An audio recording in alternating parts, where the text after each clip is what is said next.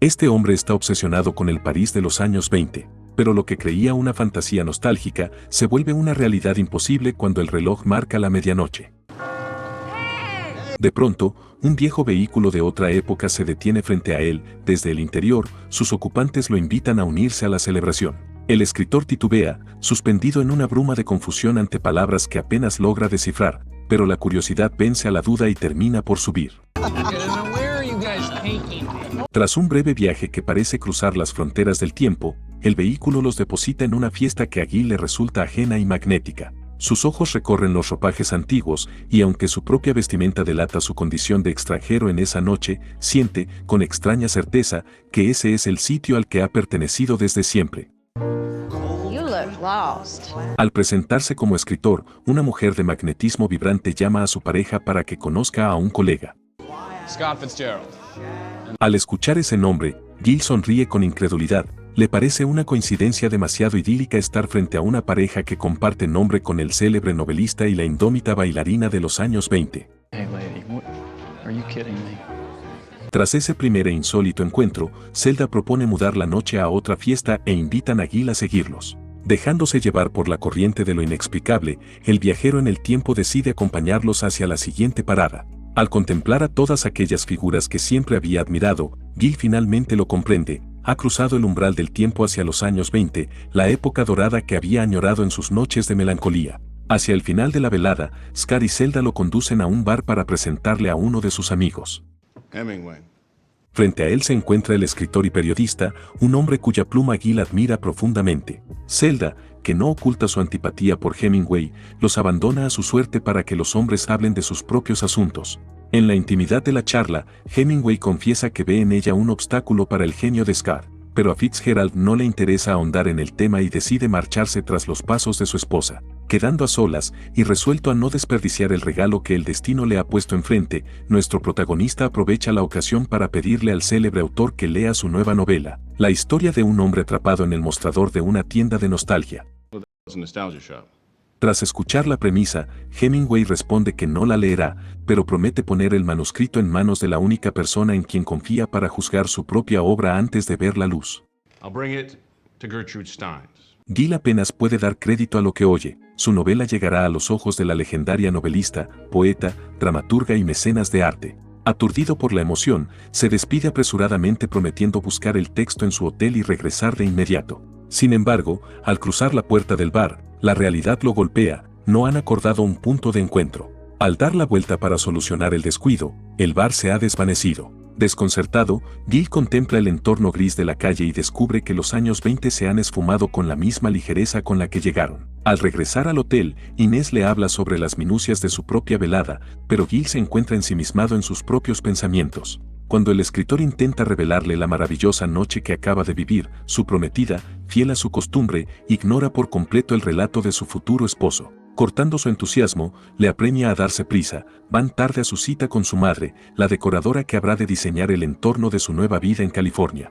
Al salir de la tienda, Gil propone regresar al hotel caminando bajo la lluvia de París. Sin embargo, como era de esperarse, ni Inés ni su madre encuentran sentido a la idea de mojarse, prefiriendo el refugio seco y pragmático del vehículo que las trajo. Esa misma noche, Gil decide que es momento de revelarle a Inés dónde estuvo la noche anterior. Sin confesarle el destino exacto para mantener el misterio de la sorpresa, la hace aguardar en las escaleras en la vereda. Sin embargo, el vehículo antiguo se rehúsa a aparecer y tras varios minutos de espera, Inés le anuncia que regresa al hotel. Gil, atrapado en la frustración de no haber podido compartir el milagro con su futura esposa, se queda a solas con sus dudas, preguntándose qué hizo mal para que el vehículo no acudiera a la cita. De pronto, el eco de las campanadas que anuncian la medianoche en París traen consigo al transporte que lleva a nuestro protagonista, una vez más, hacia la década de 1920. Allí se encuentra nuevamente con Hemingway, quien esta vez lo guía directamente hacia el hogar de Gertrude Stein. Al llegar, el novelista le presenta a Gil, insistiendo en que se trata de un joven y prometedor escritor al que ella debería conocer. Sin embargo, antes de recibir el manuscrito, Gertrude le pide a Gil que comparta su mirada sobre una obra singular, el retrato que Pablo Picasso ha pintado de Adriana. El pintor y la escritora se encuentran enfrascados en una disputa sobre sus diferentes perspectivas y lo que la obra verdaderamente representa, pero antes de permitir que Gil pronuncie su veredicto, le presentan a la musa inspiradora, Adriana, una de las amantes de Picasso. Tras el encendido debate estético, Gil finalmente le entrega su libro a Gertrude. Ella, tras leer con atención un breve fragmento de la primera página, le promete que le echará un vistazo más tarde, no sin antes pedirle un momento a solas, pues necesita discutir un asunto pendiente con Hemingway. Tras abandonar la oficina, Gil se acerca a Adriana. La musa de Picasso le confiesa que ese breve fragmento de su novela ha resonado profundamente en ella, pues el pasado siempre ha ejercido un magnetismo irresistible sobre su espíritu. Gil coincide de inmediato, le confiesa su firme creencia de haber nacido en la época equivocada, a lo que Adriana responde con un suspiro, asegurando que para ella el París de la Belle Époque habría sido el escenario perfecto. Compartiendo esa melancolía por un tiempo que jamás habitaron, una conexión invisible pero profunda nace entre los dos en ese breve instante. Allí, Adriana le revela que ha sido la musa y amante de varios artistas, nombres que Gil reconoce de inmediato como pilares sagrados de la historia del arte. My God, you take art groupie to a whole new level. En ese momento, Hemingway interrumpe la charla y le propone a Gil marcharse a otro lugar para tomar una copa y prolongar los encantos de la noche parisina, pero nuestro protagonista decide que ya es hora de emprender el regreso a casa. Al día siguiente, la realidad lo reclama de nuevo. Gil deambula junto a su suegra y su prometida por un barrio de antigüedades. Mientras Inés y su madre centran su atención en unas figuras de cristal, los pasos de Gil se desvían, atraídos por el magnetismo de un viejo gramófono. De él brotan las notas de Cole Porter, aquel pianista que había conocido en su primera medianoche bajo el cielo de París. Sin percatarse del trance de su futuro esposo, Inés lo interrumpe y le anuncia que es hora de marcharse. Paul y Carol, una pareja de amigos de ella, los aguardan en el museo para iniciar una visita privada. Al llegar al museo, Paul expone sus conocimientos sobre arte, buscando impresionar a Inés. Concluida la visita, Gil se traslada nuevamente al pasado, mientras Inés cena con sus padres, quienes no tardan en inquirir por el paradero de su futuro esposo. Ella les responde que Gil camina por París, buscando inspiración para su novela, y aunque la ha dejado sola, confiesa que no le da la menor importancia, pues esa misma noche planea salir a bailar con Paul. Where's Carol? Helen pregunta si la esposa de Paul los acompañará, pero su hija descarta la duda de inmediato. Carol se encuentra enferma. De vuelta en el refugio de los años 20, Gil se entrega al deleite de la noche, y en ese deambular, la fortuna lo reúne de nuevo con Scott, Zelda y la bella Adriana, a quien había estado buscando. Tras lograr quedarse a solas, ella lo guía hacia una atracción que pertenece a principios de siglo, un vestigio de esa era dorada que tanto añora su propio corazón. Allí se encuentran nuevamente con Hemingway y el célebre torero Juan Belmonte, ambos visiblemente embriagados, por lo que deciden dejarlos atrás para continuar su charla a solas.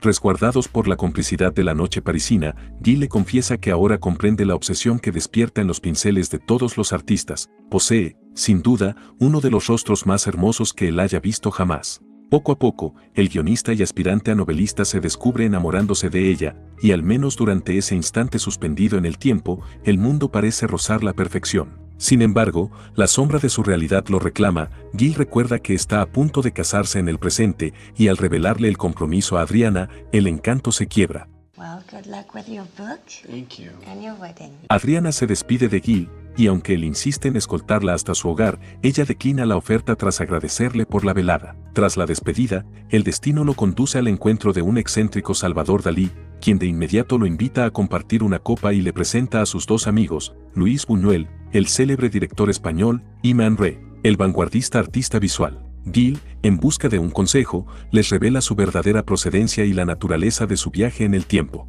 Fieles a su mirada surrealista, a ninguno de ellos parece perturbarle que provenga del futuro. Para sus mentes habituadas al sueño, su relato no es una locura, sino una hermosa metáfora sobre habitar dos mundos paralelos. Animado por la complicidad de sus oyentes, Gil les confiesa que en uno de esos mundos está a punto de casarse con una mujer a la que cree amar, mientras que en el otro ha conocido a una musa que lo atrae irremediablemente, un laberinto emocional que le parece un enigma imposible de resolver. De vuelta en el letargo del presente y confundido sobre los verdaderos deseos de su corazón, nuestro protagonista intenta conectar con Inés. Sin embargo, su prometida esquiva el acercamiento y le anuncia que está apurada. Paul la aguarda para partir de inmediato hacia una posada preciosa que deben visitar. I'm not missing it because of you. Intentando descifrar el laberinto emocional en el que se encuentra, Gil encamina sus pasos hacia el Museo Rodin. Allí se encuentra con la guía turística, a quien interroga sobre la vida personal del célebre escultor. Rodin amaba a su esposa, pero se entregaba también a la pasión de su amante. Entonces Gil le pregunta, ¿es realmente posible amar a dos mujeres a la vez? La guía le responde que el artista las amaba a ambas, pero de modos completamente distintos. La respuesta, en lugar de aclarar su mente, solo consigue sumergir al escritor en una confusión aún más profunda. Mientras tanto, John encamina sus pasos hacia la oficina de un detective privado. Tras deslizar una fotografía de Gil sobre el escritorio, el padre de Inés le revela que necesita descubrir hacia dónde se dirige, cada noche, el hombre que está a punto de casarse con su hija. Al caer la medianoche, y bajo la sigilosa mirada del detective que sigue sus pasos, Gil cruza una vez más el umbral del tiempo. Al llegar a la residencia de Gertrude, se topa con un Picasso profundamente angustiado. Adriana lo ha abandonado para marcharse a África junto a Hemingway. Tras dejar atrás los lamentos del pintor, Gertrude recibe a Gil para ofrecerle una devolución sobre su manuscrito, cuyas palabras lo sumergen en una honda reflexión. Todos tememos a la muerte y buscamos un sitio en el universo. La tarea del artista no es sucumbir a la desesperación sino buscar un antídoto para el vacío de la existencia. Llevando consigo las palabras de Gertrude, Gil deambula por las calles de París, buscando un destello de inspiración para reescribir su obra. Tras detenerse en la tienda de Gabriel para adquirir un disco de Cole Porter, sus pasos lo conducen frente a un puesto de libros viejos al aire libre. Allí, un pequeño volumen captura de inmediato su atención, el diario personal que alguna vez perteneció a Adriana. Resuelto a desvelar su contenido, acude deprisa a la guía turística para que traduzca aquellas páginas escritas en francés. Es así como descubre que Adriana estaba profundamente enamorada de él. A pesar de saberse codiciada por el genio de Picasso y la intensidad de Hemingway, por una razón misteriosa e inexplicable, el corazón de Adriana latía únicamente por Gil. Conmocionado por el descubrimiento, Gil regresa a la habitación del hotel, se dispone a cruzar una vez más el umbral del tiempo, pero antes le roba unos pendientes de perlas a Inés con la intención de regalárselos a Adriana. Con el obsequio listo, encamina sus pasos hacia la salida con rumbo a 1920. Inés y sus padres, que debían encontrarse lejos disfrutando de una excursión en el monte Saint-Michel, regresan debido a una inesperada urgencia médica de John. Gil, why are you so dressed up? Gil le asegura que solo se ha mudado de ropa tras un baño para refrescar sus ideas, dispuesto a perderse de nuevo en las calles en busca de inspiración. Sin embargo, los ojos de Inés se posan en el paquete y le pregunta si se trata de un regalo para ella. Acorralado, Gil miente diciendo que planeaba entregárselo en una cena más íntima y romántica. Inés le advierte que si se trata de una joya, espera que esté a la altura de sus exigencias, pues su último obsequio no fue de su agrado. Al buscar aquel regalo para mostrárselo a su madre, Where are my pearl earrings? Gil comprende de inmediato que está en problemas y mientras intenta hacerle creer a Inés que no lo trajo a las vacaciones, Do you think it was the maid? It's always the maid. Helen toma el teléfono dispuesta a denunciar el robo, y pese a los intentos de Gil por disuadirlas de que no lo hagan, Inés efectúa la llamada. Aprovechando la llegada del médico del hotel, nuestro protagonista se desliza hacia el baño, extrae los pendientes robados del paquete y se los devuelve a Inés, fingiendo haberlos encontrado en el lavamanos. Una vez que logra salir de la habitación, compra unos aretes y se dirige al pasado en busca de Adriana, mientras el detective sigue sus pasos. Gil pasa primero por la residencia de Gertrude para entregarle el manuscrito con las nuevas páginas, reescritas siguiendo los sabios consejos que la novelista le dio. Al preguntar por el paradero de Hemingway y Adriana, Gertrude le revela que ambos han regresado de su travesía hace apenas unos días, confesándole que la aventura entre ellos no terminó de la mejor manera. Sin perder un instante, se dirige a buscarla al rincón donde le han asegurado que se encuentra y amparado por el secreto que leyó en su diario, le confiesa la profunda conexión que los une. Aren't you gonna get married? El escritor le responde que su futuro es una total incertidumbre y tras caminar bajo el manto de la noche parisina, finalmente la besa. Es entonces cuando le entrega los pendientes, un obsequio que deslumbra y conmueve profundamente a Adriana. Look. Desde el interior del carruaje, dos misteriosos ocupantes los invitan a subir, abriendo las puertas a un nuevo y enigmático umbral en la noche de París. Tras un breve recorrido, Gil y Adriana emergen en la Belle Époque, los dorados años de 1890 en los que ella siempre anheló haber nacido. Al igual que le ocurriera a Gil al pisar la década de 1920, Adriana se entrega al asombro, deslumbrada por la música, el vaivén de las vestimentas y el milagro de haber encallado en ese refugio idílico. Apenas a unos pasos, la historia cobra vida. Ante ellos se encuentra Henry de Toulouse-Lautrec, el célebre pintor y cartelista del fin de siglo. Movidos por la fascinación, se aproximan a él y se presentan. Sin embargo, cuando los pintores Paul Gauguin y Edgar Degas se unen a la conversación, ambos genios alzan su voz para lamentar el tiempo que les ha tocado habitar, tachando a su propia era de vacía y huérfana de imaginación. Al igual que Gil y Adriana, los artistas de la Belle Époque añoran un pasado que idealizan, atrapados en la certeza de haber nacido en la era equivocada.